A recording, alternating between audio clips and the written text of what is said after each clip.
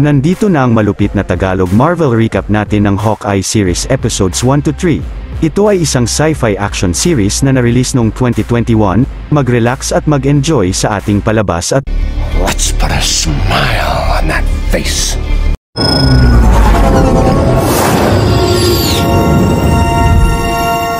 Sa taong 2012 sa New York, ang batang si Kate Bishop ay narinig mula sa kanyang silid ang pagtatalo ng mga magulang niya na sina Derek at Eleanor patungkol sa pagbebenta ng kanilang penthouse at pag-alis nila roon.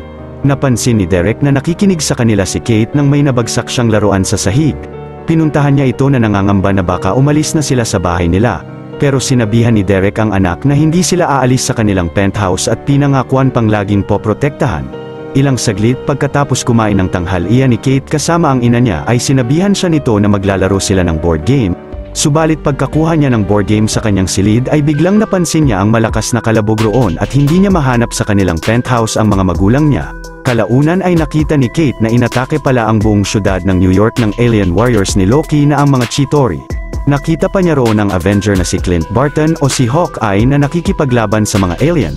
Nang biglang atakihin si Kate ng isang Chitauri ay mabilis na napasabog ito ni Hawkeye gamit ang explosive na palaso niya. Kalaunan ay nahanap na ang bata ni Eleanor at agad na lumabas sila sa gumuguhong bahay nila na naiwan roon si Derek. Sa sunod na eksena ay namatay at inilibing na ang ama ni Kate sa sementeryo kung saan nakalibing rin ang mga kamag-anak nila. Pero ang bata ay desidido ng mag-aral ng archery upang protektahan ang pamilya niya kapag may panganib uli na dumating sa kanila. Napunta na sa kasalukuyang panahon ang istorya kung kailan si Kate ay isa ng dalaga. Kasama ang mga kaibigan niya sa college ay nagkaroon sila ng pustahan kung mapapatunog niya ba ang dambana sa bell tower roon gamit ang palaso niya. Naglagay si Kate ng bola sa dulo ng palaso niya at nang pinatama niya ito sa bell ay walang nangyari. Naisipan naman ng dalaga na maglagay ng kakaibang device sa arrow at nang pinana na niya ito ay nagawa na niyang patunugin ang bell na labis na kinatuwa niya. Subalit kalaunan ay unti-unting gumuho ang dambana pati na ang bell tower ng simbahan. Mabilis na nahuli si Kate ng isang pulis at ang mga kaibigan niya ay nagtakbuhan na sa lugar. Sa panahon na rin na iyon ay 6 na araw na lang at Pasko na. Si Clint Barton na kaka-retire lang sa pagiging Avenger ay kasama ang 3 anak niya at nanonood ng musical Broadway show na base sa mga Avengers. Subalit nang naalala niya ang kanyang best friend na si Natasha Romanoff sa isa sa mga aktres roon ay malungkot na lumabas siya ng teatro na napansin ng anak niyang si Layla.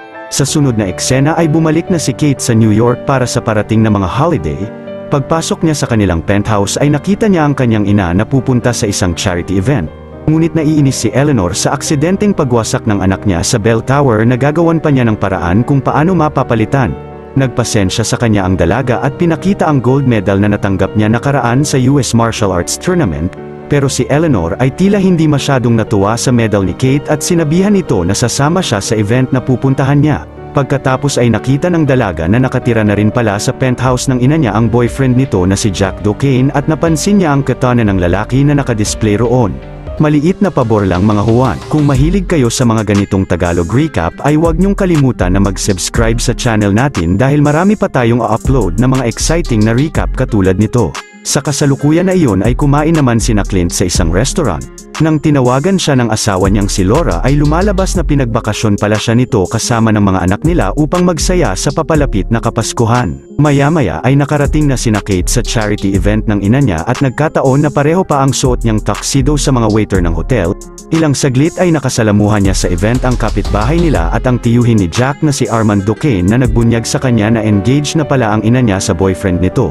Inis na tinanong ni Kate ang kanyang ina tungkol sa engagement nila at inalisan sila ni Jack upang makapag-usap. Pagkatapos ay pinakiusapan ni Eleanor ang anak na suportahan sa desisyon niya at maging masaya para sa kanya. Mabigat ang kalooban na sumang-ayon naman si Kate sa ina. Lumabas siya saglit at nakita sa kalsada ang isang golden retriever dog. Pagbalik sa loob ng dalaga ay napansin niyang nagtatalo si Armand at ang ina niya patungkol sa engagement nila ni Jack at tila binantaan pa siya nito. Dahil nagdududa ay sinundan ni Kate si Armand na dumaan sa likod ng hotel. Nagpanggap siyang waitress upang masundan ang matanda sa underground na imbakan ng mga wine ng establishmento. Nakita ni Kate roon si Armand kasama si Jack na dumalo sa isang black market auction ng mga sobrang rare na items. Ilang saglit ay sinunod sa bidding ang retractable sword ng Hawkeye bilang si Ronin at naging interesado rito si Jack ngunit mas nataasan siya ng bid ni Armand. Nang isusunod na sa auction ang suit ng Ronin ay biglang pinasabog ang pader roon ng crime syndicate na ang Tracksuit Mafia upang kunin ang isang espesyal na relo. Agad na bumangon si Jack upang kunin sa sahig ang retractable sword habang si Kate ay nakita ang itim na suit ng Ronin. Nang tinutukan sina Armand ng isang kalaban ay mabilis na inatake ito ng dalaga suot ang Ronin suit at pinaalis silang lahat roon.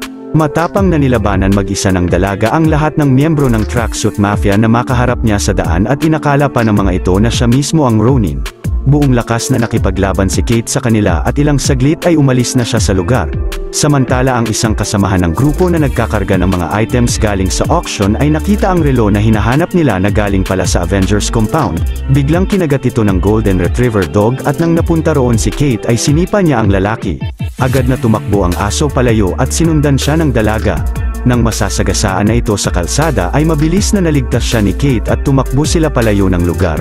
Maya-maya ang dalaga ay dinala ang Golden Retriever dog sa kanyang apartment at binigyan ito ng pizza.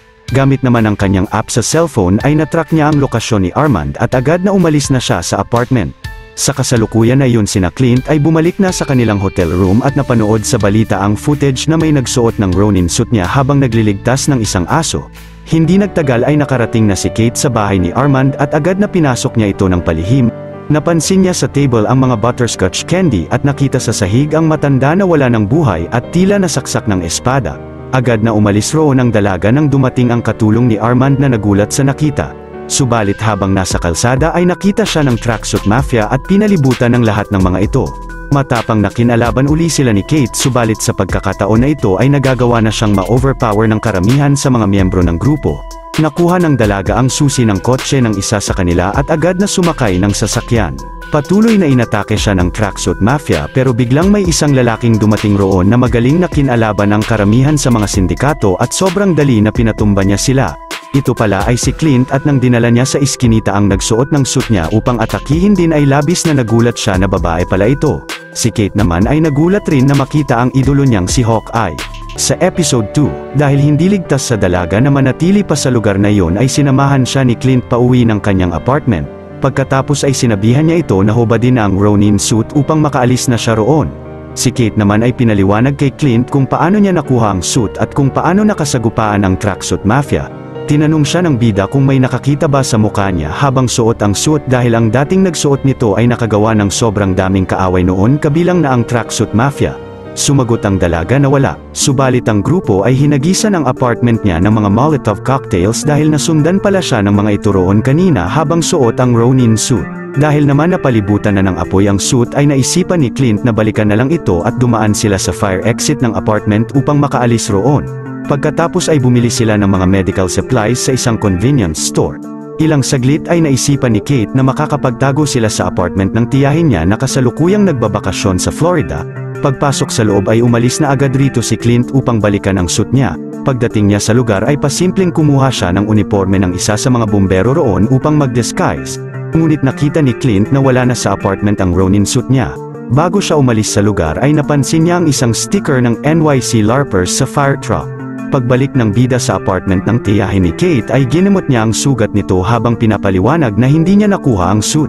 Pero nang nag-search si Clint patungkol sa NYC LARPers ay nalaman niyang ang firefighter pala na si Grills ang nakakuha ng Ronin suit niya. Kinaumagahan mula sa hotel ay sinakay niya ang kanyang mga anak pabalik sa kanilang bahay nang hindi siya kasama.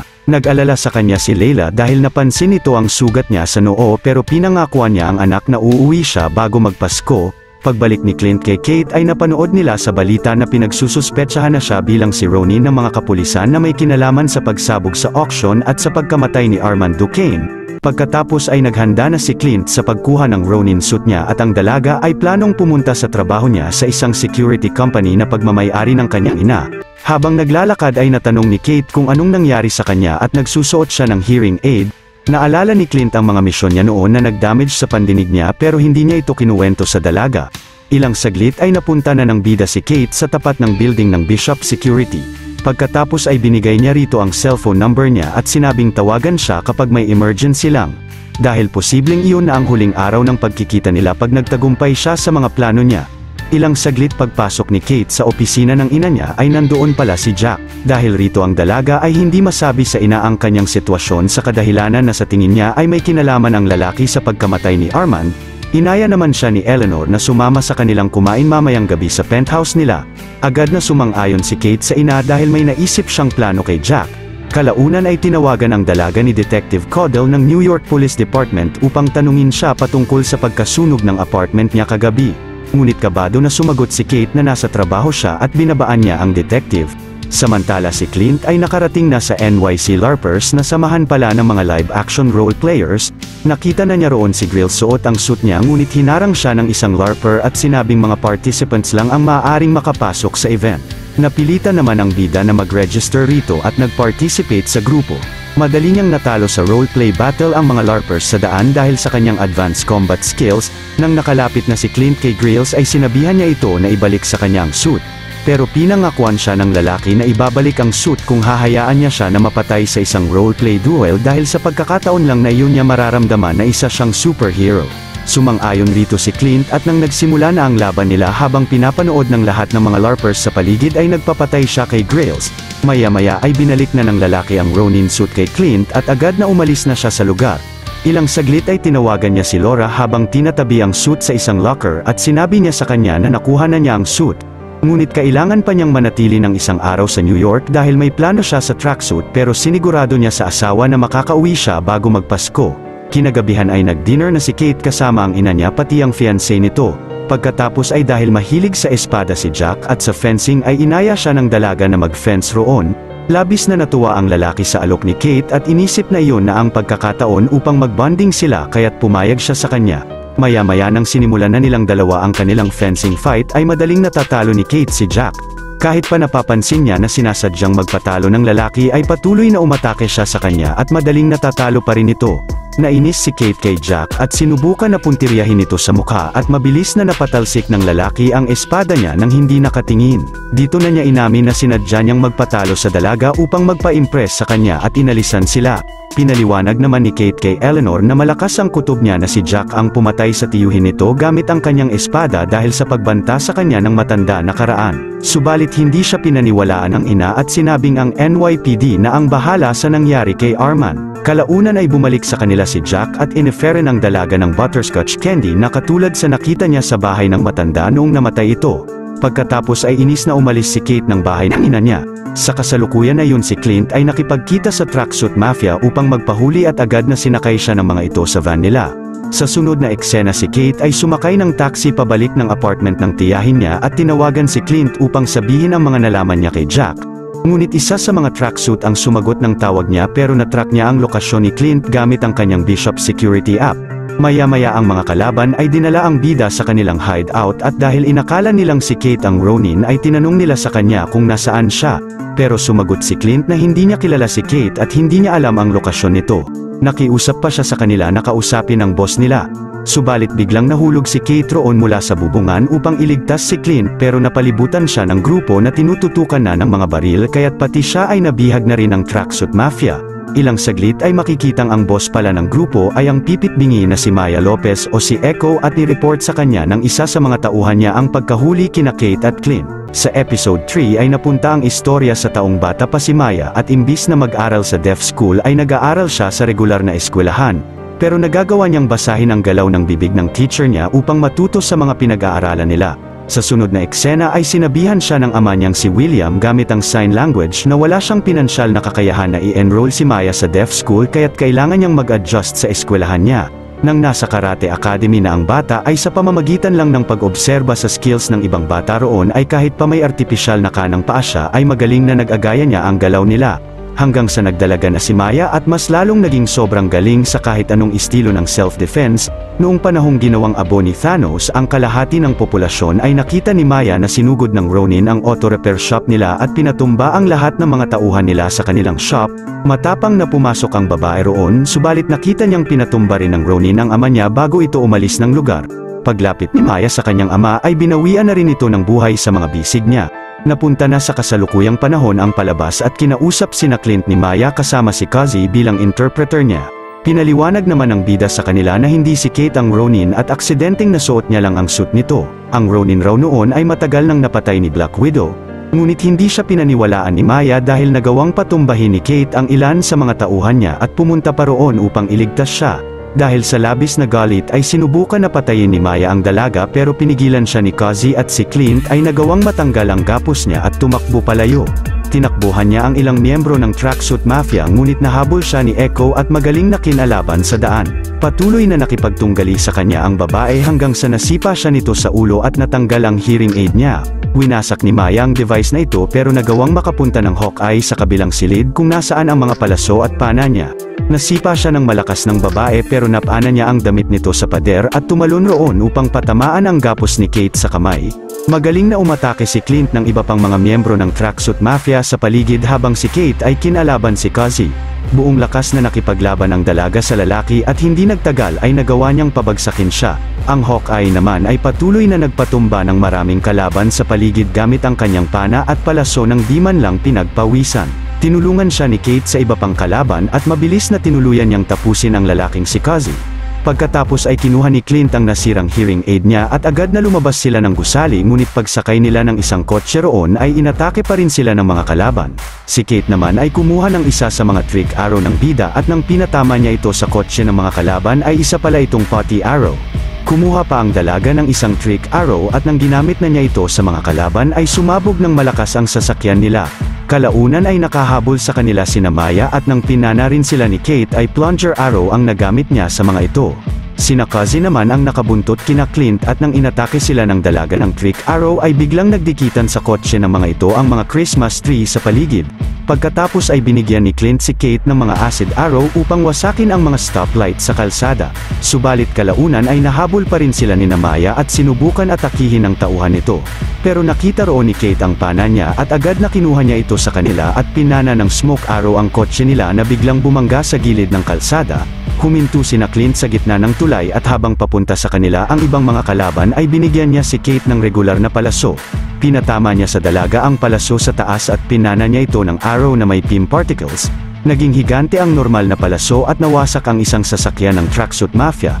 Binigyan naman ni Clint si Kate ng USB arrow at tumakbo siya sa kotse ni Maya upang kunin ang plunger arrow.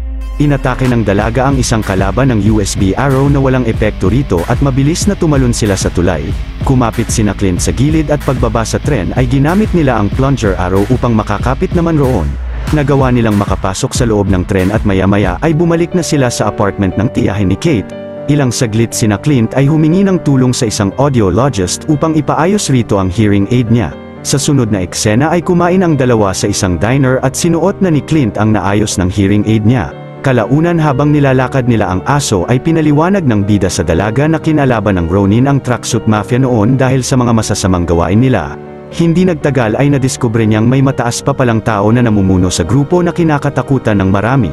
Habang nasa taxi naman ay sinabi ni Kate kay Clint ang mga clue kung bakit si Jack ang pumatay kay Armand at may kinalaman sa black market auction pati na ang pagiging involved nito sa Tracksuit Mafia. Pero sumagot ang bida na hindi pa rin matibay na mga ebidensya ang nakalap ni Kate at nakaisip siya ng ideya na pasukin ng palihim ang penthouse ng ina niya, dahil nandoon ang database ng Bishop Security na naglalaman ng mga impormasyon sa lahat ng mga criminal records, at maaari silang makakuha ng info rito tungkol sa Tracksuit at kay Jack. Hindi nagtagal ay nakarating na sila sa penthouse ng ina ni Kate habang walang tao roon. Agad na in-access niya ang laptop ni Eleanor at nag-search tungkol kay Kazi. Nalaman ng dalaga na empleyado si Kazi ng kumpanyang Sloan Limited na tila pamilyar kay Clint, pero ilang saglit lang ay nawalan na ng access ang dalaga sa database habang si Clint ay nagmamatsyag sa paligid dahil may narinig siyang pumasok ng penthouse. Subalit biglang tinutukan ang bida sa leeg ni Jack gamit ang kanyang retractable Ronin sword. Dito na nagwawakas ang Tagalog recap natin ng palabas na ito at nasa description ng video ang kasunod. Kung natuwa at nagustuhan nyo ang ating tinampok na pelikula ngayong araw ay maaari nyo rin panuorin ang iba pang mga Tagalog recaps natin sa main page ng ating channel, at syempre huwag nyong kalimutan na mag-like, subscribe at mag-hit ng notification bell dahil marami pa tayong tatampok na exciting na mga pelikula sa mga susunod na linggo. See you on the next one mga Juan.